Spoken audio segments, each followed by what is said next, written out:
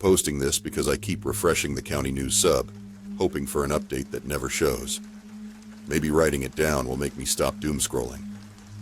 So, quick background. I'm 29.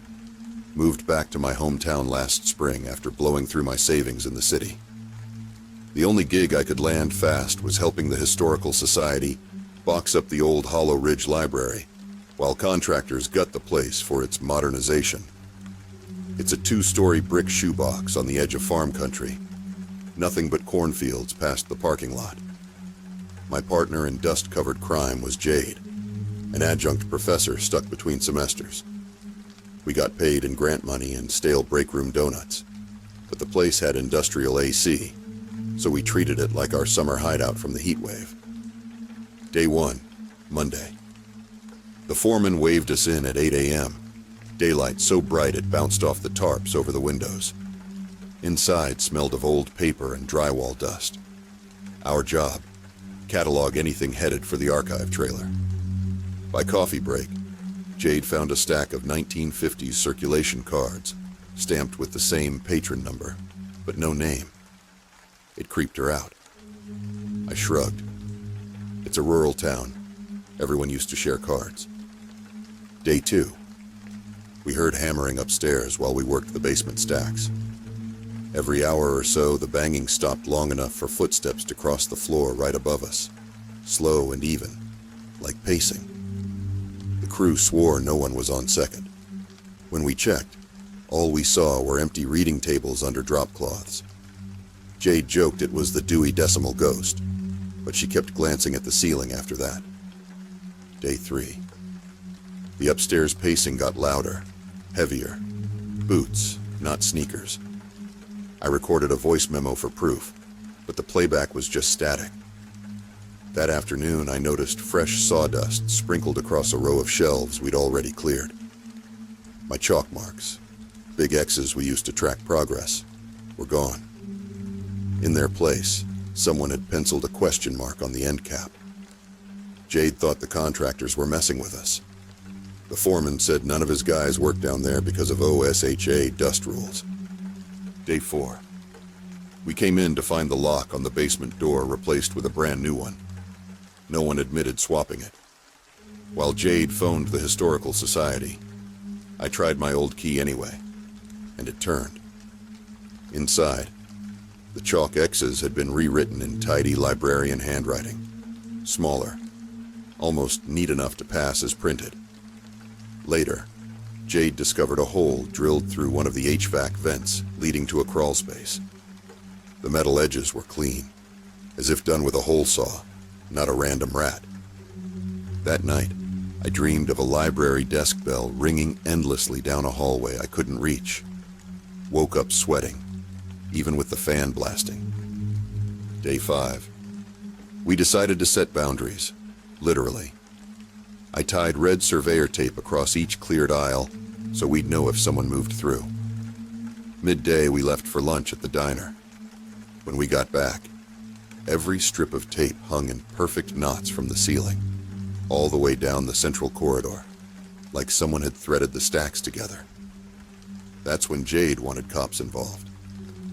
The deputy who arrived took notes, but mostly blamed bored teenagers. He never stepped into the basement. Said the dust bothered his sinuses. While he talked, the fluorescent lights flickered.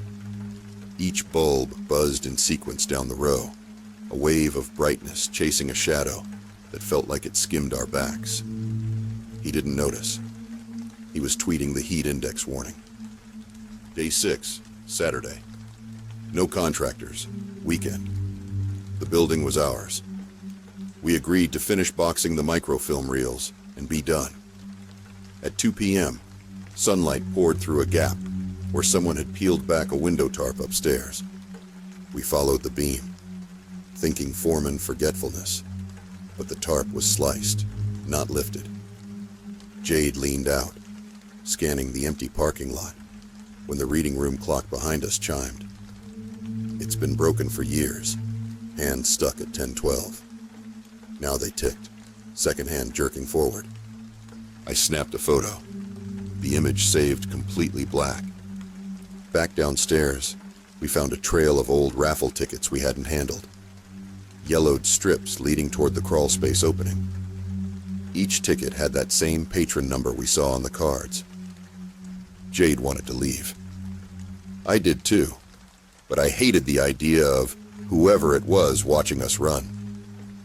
So we cut the power from the basement breaker panel, total darkness except for our phone flashlights, and crawled into the HVAC void, one after the other, because apparently adrenaline overrides common sense. It was stifling, smelled like attic heat and dead insulation. Halfway in, Jade hissed my name and aimed her light ahead. There, wedged between ducts, was an antique bell, the kind from a service desk, wired to a motion sensor taped to the vent shaft. Tripwire tech, DIY but careful. Beside it sat a Polaroid camera angled through the new hole, pointed at the basement floor. 10 fresh photos fanned out, still curing chemical sheen. Each showed Jade and me in various aisles, always with a timestamp an hour or two after we'd supposedly locked up the day before. Footsteps below. Slow, methodical. Someone in the basement again. We killed our lights, held breath. The bell below us rang once, twice, then stopped. A soft tearing sound, survey tape maybe, followed by a voice humming the library's old closing time tune. The crawl space vibrated as whoever it was dragged something metal across concrete. Jade mouthed, "Go back." I shook my head and crawled forward instead, trying to peek through a vent grate. All I caught was the top of a bald head and a pale blue maintenance shirt, no logo. He was arranging the red tape into an elaborate spiral on the floor, placing the Polaroids at equal intervals along the edge like numbers on a clock. His watch beeped 3 p.m. He stepped into the center, looked up at the crawl space hole, and smiled. That's when my phone buzzed, loud in the tin duct, low battery warning. The man's smile widened. He raised 2 fingers to his lips like a conductor bringing in strings, and every fluorescent light blinked alive at once. I yanked Jade backward. We scuttled the opposite direction until the shaft opened above the gutted children's reading room. We dropped onto plywood, stumbled through corridor detours, and burst outside through a fire door the contractors had propped open. Sunlight, baking hot, smacked us. No cars in the lot except my old Honda. We dove in and left the building shrinking in the mirror, its tarped windows dull and still. Now, that was 2 days ago. We haven't gone back, but yesterday Jade got a manila envelope at her apartment door. Inside, 1 Polaroid of the children's room, empty except for the service bell placed neatly on a tiny chair. On the back, in block letters, 10:12, you were late. No return address, no fingerprints according to the deputy. He still thinks kids did it. Contractors say renovations continue, but the reading room clock? Local paper ran a cutesy photo today. It's back on the wall, hands frozen at 10:12 again. Nobody mentions the spiral or the bell. Maybe the county likes its mysteries tourist-friendly. I keep thinking about that hum echoing up the vent. It wasn't random. More like a tune you don't realize you know until you catch yourself humming along. The Historical Society emailed, asking when we'll finish our contract. I haven't replied, and neither has Jade. If you drive past Hollow Ridge this summer and see the library door propped open, don't assume it's construction. Maybe keep moving. And if you hear a bell ring where no desk should be, check the time, just in case it's already 10:12.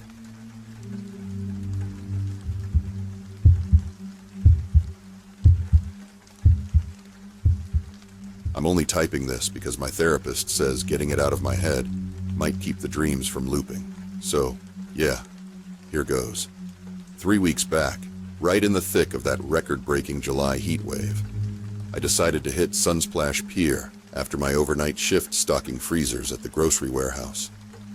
My sleep schedule is wrecked anyway, and the park runs a 24-hour promo each summer solstice. Night rides, neon lights, sweaty tourists.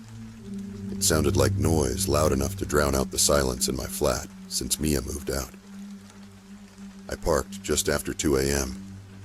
The humidity sat on my chest like a wet towel, and the air tasted like burnt sugar from the funnel cake stall. My phone had one bar. Service on the pier is always garbage. But I still texted my brother a lazy, "Made it." No answer, of course. He's deployed somewhere the Army won't name. I paid extra for the unlimited wristband, figuring a couple of solo laps on the Cyclone might shake loose the insomnia. First warning sign I missed. The place was weirdly empty. Sunsplash usually crawls at night with teenagers sneaking nips from plastic flasks, but I counted maybe 20 people wandering the boardwalk. A few rides were down for maintenance, even though the lights blinked perfectly. I chalked it up to heat stroke staffing issues and aimed for the Ferris wheel. Slow, breezy, good vantage. That's where I met Greg, if that's even his name. Mid-40s, cargo shorts, ball cap, the kind of friendly that slips under your radar because it feels like background noise. He slid into the gondola across from me just before the attendant locked the bar. Said something like, "Good time for a breeze, right?" Normal small talk. We rose over the pier, and the city lights beyond the bay looked smeared, like someone had rubbed chalk over the skyline. Halfway up, the wheel jerked to a stop, and the lights went dark. Whole pier, snap, just dead, except for the distant glow of the parking lot lamps. The only sound was the ocean slapping the pilings, and the wheel's motor cooling in loud clicks. A blackout during a heat wave isn't rare, but my stomach still dropped. I reached for my phone. No signal now, just that little SOS icon. Greg leaned forward, silhouette barely lit by the moon. "You know why they cut it, right?"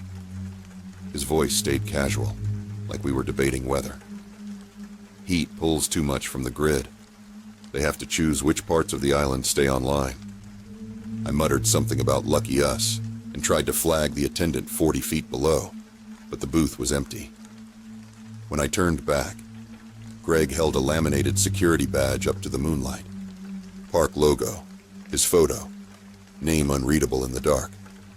He said, "Emergency protocol says riders stay put until the manual crank lowers each car. People panic and jump." I nodded, grateful someone was official. Then he said, "But we're not following protocol tonight. They need an example." I thought he was joking. Heat makes folks weird. But then he slipped a loop of plastic zip tie around my wrist, cinched it to the safety bar, and smiled like we were sharing a secret. Adrenaline hit so hard I tasted metal. I yanked, but the tie bit skin. Greg clicked a hunting knife open. Nothing theatrical, just a matter-of-fact flick. "Stay still. Less blood if you stay still." He started talking about crowd pressure experiments and monetizing fear reactions. I half listened, half scanned for anything useful. My keys, the wristband clasp, the flimsy information card wedged in the seat back. Below us, I saw flashlights crisscrossing the midway. A few silhouettes moved ride to ride, methodical, like sweepers. No screams, no music, just footsteps. The people I'd seen earlier were gone or hiding. I pressed my thumb against the little plastic seatbelt release on my side and kept my eyes on Greg's knife. He kept lecturing. Something about the pier's new owners, data collection, blah blah. Probably loved hearing himself talk. The wheel shuddered. Manual crank engaged, I guessed. As our car began its slow descent, Greg reached into his pocket for another tie. The second his eyes left me, I popped the seatbelt latch, swung both legs out, and kicked him square in the chest. My foot caught more rib than muscle. Thank you. Cheap steel-toe warehouse boots. And he lurched back, knife scraping the fiberglass wall. I wriggled my tied wrist sideways through the seat handle, tore skin off the knuckles, barely felt it, and dove out as the gondola crept past the loading platform, maybe 8 feet gap. Landed ugly, rolled, ankle screaming. No staff, no guests, just the cicada buzz of high-tension lines cooling down. I limped toward the Cyclone, because the maintenance gate there leads to the service road, and hopefully, other humans. Behind me, Greg shouted for team assist, so yeah, organized. I ducked into the funhouse instead. Mirrors and black light paint everywhere. No power. Pitch black except for my phone's weak flashlight. Inside, disorientation worked for me. I kept low, using the ankle-high safety rails to feel turns. Voices echoed. Couldn't tell how many. My boot hit something metal. Emergency exit bar. I pushed. Door popped into a maintenance corridor I didn't know existed. Cool air whooshed in. Generators, maybe. I followed the breeze until it spat me onto a catwalk over the wave pool filtration tanks. Below, 2 men checked breaker panels with headlamps. I crawled along the catwalk toward the control hut, praying the rusted bolts held. One guy radioed, "Still in Sector C, lock gates." My stomach knotted. They thought I was cornered in the funhouse. The hut door was padlocked, but the window pane was cheap Plex. One elbow smash, silent thanks to the deafening pool pumps. Inside, a dusty landline phone sat on the wall, old school. I lifted the receiver. Dial tone. I punched 911, whispered my location. Dispatcher asked me to repeat. Signal crackled. Maybe the blackout messing with lines, but she got Sunsplash Pier, hostage, before it cut. Footsteps rattled the metal stairs. I yanked the circuit breakers labeled Wave Pool and Midway Lighting. The pumps stopped. The entire pier stayed dark, but somewhere relays clicked. Maybe my call triggered automatic systems because floodlights along the pier perimeter thumped on, powered by separate diesel generators. Shouts erupted. Greg's crew suddenly visible to anyone driving by Coastal Highway. I smashed a second breaker. Siren alarm shrieked. That was my cue. I climbed down the backside ladder, limped across the employee lot, and made it to the highway, just as the first patrol cruiser screeched up, lights carving holes in the night. Cops found zip ties, the knife, and half a dozen sedative vials on Greg when they cuffed him an hour later. Turns out the security badge was printed yesterday. No record of him working there. The others scattered. EMT iced my ankle and took photos of my wrist. The detective said something about human subject testing for fear threshold research. I don't know. I can't watch Ferris wheels now without tasting rust. I quit the warehouse, moved day shift. I still wake up at 2 a.m., palm tracing for plastic ties that aren't there. Writing this is supposed to help. If you're reading and you work graveyard, maybe skip the late-night amusement park deals this summer. The heat does weird things, and some people hide in plain sight, waiting for a blackout to show you what they really do for a living.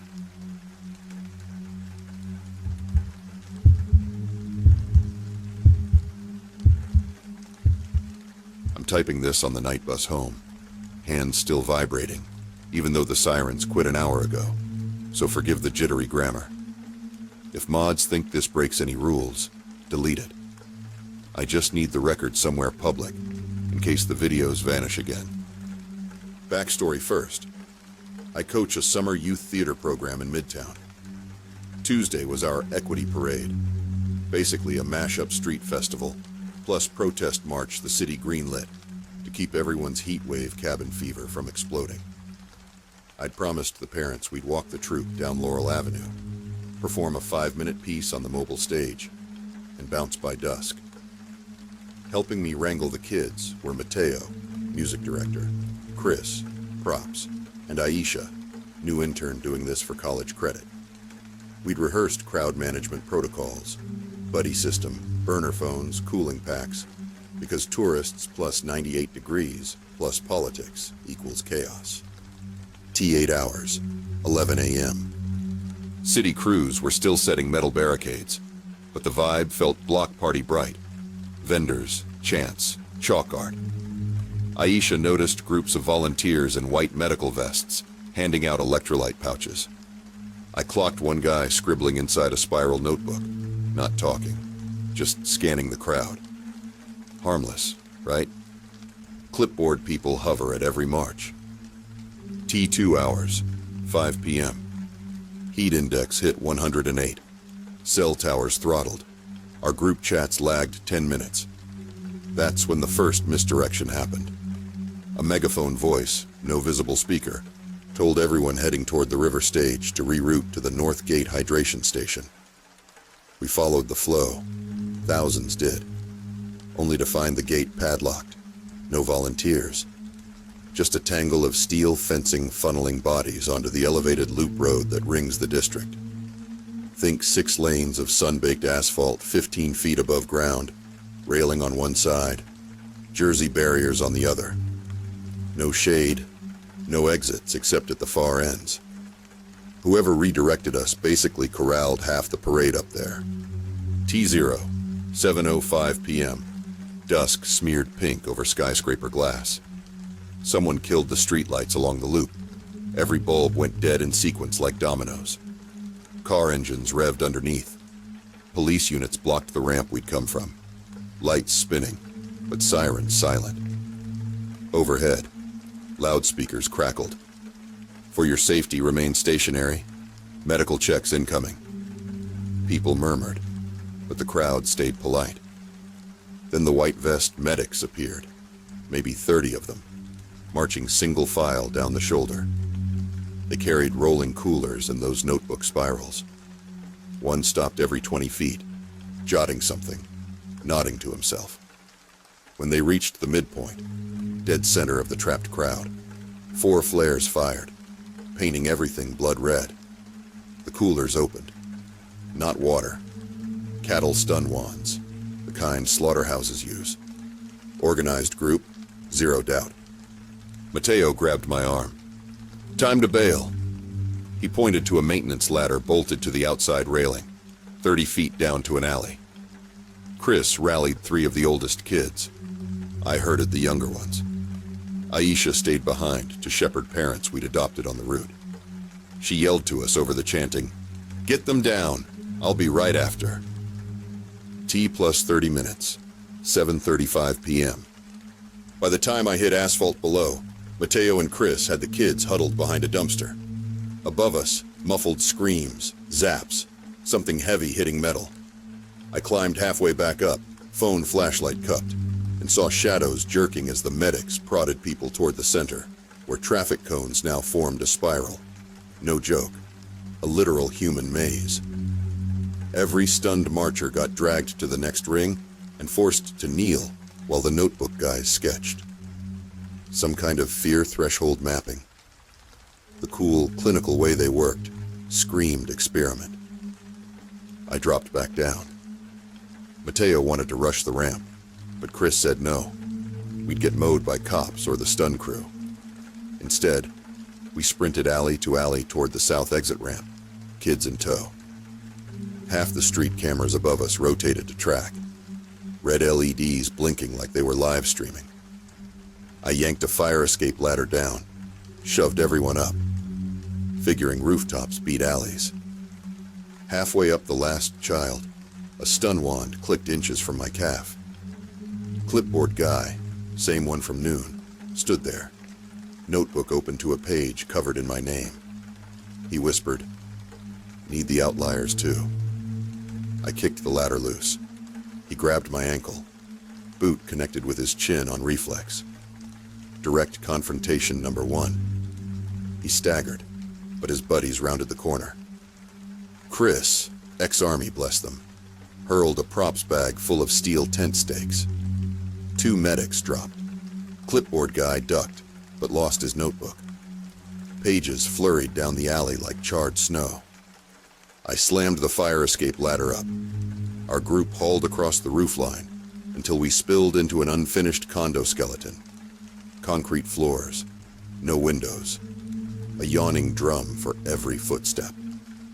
T plus 2 hours, 9:15 p.m. We hid behind insulation rolls, listening to helicopters and crowd sirens. City press releases on Twitter called it a flash mob riot and told people to avoid Midtown Loop. My burner phone showed 0 bars. That's when the time jump nausea hit, like whole minutes missing between blinks. The kids experienced it too. One swore the moon flickered. Each time reality stuttered, I smelled hot copper and heard the faint click hum of those stun wands, even though none were near. Chris figured the organized group was using infrasonic pulses. Sound weapons mess with inner ear perception, can blank memory. They'd trap us mentally, even if we escaped physically. Their notebooks probably recorded reactions to those jumps. I decided no more running. We were the small pocket still uncounted, the outliers. I messaged Aisha 1 bar of text. Where are you? Nothing. Direct confrontation number 2. We created a beacon. Mateo rigged our battery-powered stage LEDs into a strobe arrow on the roof, pointing to the condo stairwell. If the medics tracked anomalies, let them come. Meanwhile, Chris slid rebar through door handles, making kill zones at each landing. I kept kids close. Whisper drills we teach backstage. Find light, follow rope, stay low. Footsteps echoed up the stairwell.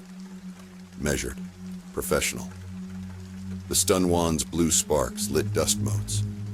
I counted 8 shadows against the raw cement. We triggered the trap. Chris yanked a rope. Insulation bales rolled off rebar rails, avalanching down. Not lethal, but enough to knock helmets, confuse formation. Mateo's strobe scorched retina afterimages. I rushed in, swinging a broken 2x4 like a bat. Clipboard guy raised his wand, but a falling bale pinned his arm. Wand skittered away. I stomped it, plastic cracking. He looked at me. Truly looked. First hint of fear I'd seen in his clinical eyes. You're off pattern, he said, as if that was a sin. Sirens wailed street level. Not the earlier silent cruisers. These were EMS and real riot police. Somebody finally noticed half a parade missing. Clipboard guy tried to bolt. Chris rugby tackled him. Zip-tied wrists with the troops' spare mic cables. When officers busted in, they found us dusty, blinking under strobes. Kids still following rope lines like champs. T plus 6 hours, 1:30 a.m. We gave statements till sunrise. Official story. Rogue agitators posing as medics, motive unknown. City promises an investigation. Footage from Loop Road, lost in network congestion. Sure. Clipboard guy lawyered up, none of his team ID'd. Parents pulled kids from the program. Can't blame them. Now. Here's the part that keeps prickling my spine. Scrolling tonight, I saw a 30-second drone clip, already scrubbed, from an account with 0 followers. It shows the Loop Road after we bailed. Kneeling marchers, spiral of cones, and a giant chalked timestamp in the center. 7:12. Our performance had been scheduled for 7:12 p.m. exactly. Someone planned the whole maze around that cue, like a director calling places. So yeah, if another hydration volunteer tells you to change route this summer, maybe stay thirsty.